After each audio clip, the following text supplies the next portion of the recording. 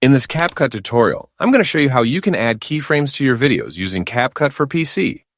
Keyframes are useful because they let you control how things move or change in your video over time, like making text fade in, images and video zoom, and many more things.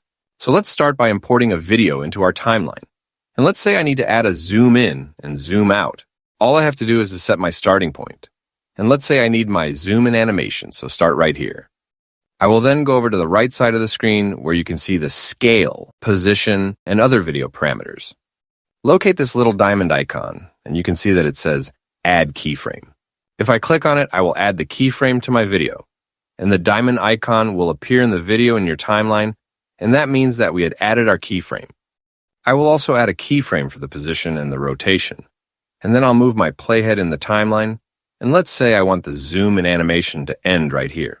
Your job now is to just change the scale or position values, and our keyframe will be added automatically, since we already added the first one.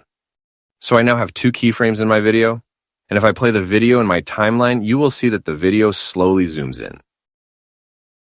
The process of adding keyframes is the same for other things, like moving the images or videos, and you do that by adding keyframes for the position and rotation options.